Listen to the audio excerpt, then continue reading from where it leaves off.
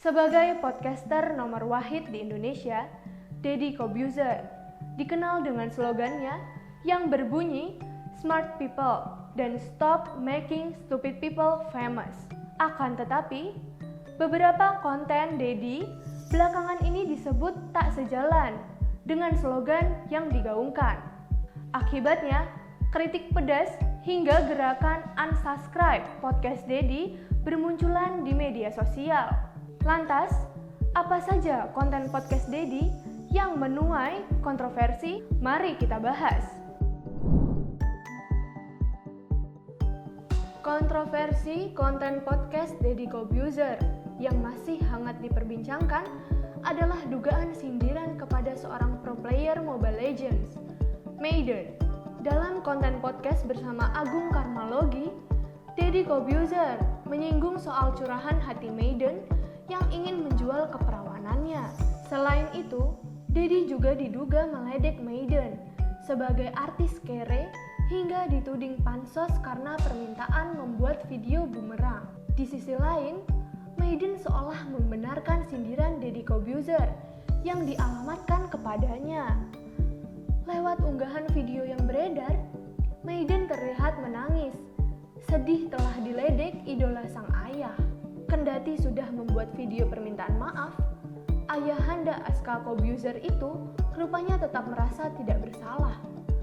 Mantan pesulap itu menantang Maiden memberi izin agar konten podcastnya tayang sehingga publik bisa menilai duduk perkara masalahnya secara objektif. Kedatangan pasangan LGBT Ragil Mahardika dan Frederick ke podcast Close the Door pada awal Mei 2022 lalu sempat membuat geger publik. Dengan menayangkan konten podcast Ragil Mahardika, suami Sabrina Khairunisa dituding mendukung hingga mengkampanyekan gerakan LGBT. Seiring ramainya cibiran hingga tagar unsubscribe podcastnya, Deddy Corbuzier akhirnya memilih untuk men-take down konten Ragil Mahardika tersebut. Deddy Corbuzier mengungkap sikapnya men-take down konten Ragil Mahardika diambil atas saran dari gurunya, Gus Miftah. Selain men-take down konten podcast tersebut, Deddy Corbuzier juga meminta maaf telah membuat gaduh publik. Kontroversi selanjutnya adalah konten podcast Deddy Corbuzier dengan seorang stand-up komedian, Mongol Stress. Mantan suami Kalina Oktarani itu terkena somasi organisasi Perhimpunan Jiwa Sehat karena dianggap mengolok-olok dan menyebarkan informasi sesat soal pengidap ODGJ. Pasalnya, Deddy Corbuzier menyertakan judul konten podcast yang cukup proaktif berbunyi, "Kenapa orang gila kebal COVID? Mongol is here." Buntut surat somasi tersebut, Deddy Corbuzier meminta maaf seraya mengaku tak mengetahui istilah ODGJ. Dia juga menekankan diksi orang gila yang dipakainya hanya untuk keperluan komedi semata. Pemilik nama asli Deodatus Andreas Deddy Cahyadi Sunjoyo tersebut juga pernah berpolemik dengan Perkumpulan Profesi Pekerjaan Sosial atau Propeksos. Polemik ini bermula dari konten podcast Deddy Corbuzier dengan Nikita Mirzani yang membahas skandal Rachel V-nya kabur dari karantina sepulang liburan ke luar negeri.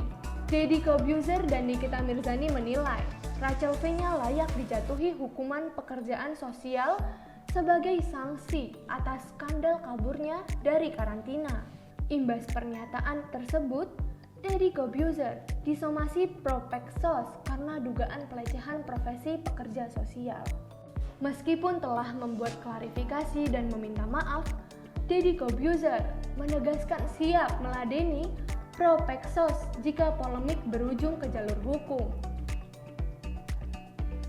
Pada pertengahan Mei 2020 lalu, Deddy Corbuzier pernah membuat konten podcast bersama Siti Fadila. Dalam video berdurasi 25 menit 47 detik itu, Siti Fadila mengungkapkan adanya konspirasi vaksin untuk wabah virus corona.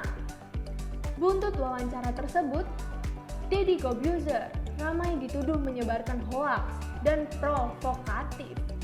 Selain itu, dia juga dituding terkait partai politik hingga golongan tertentu. Lewat video klarifikasinya, Deddy Corbuzier menegaskan dirinya netral dan konten podcast tersebut murni bertujuan edukasi semata. Demikianlah deretan konten podcast Deddy Corbuzier yang menuai kontroversi. Saksikan berita terupdate lainnya di YouTube Sorot Mata.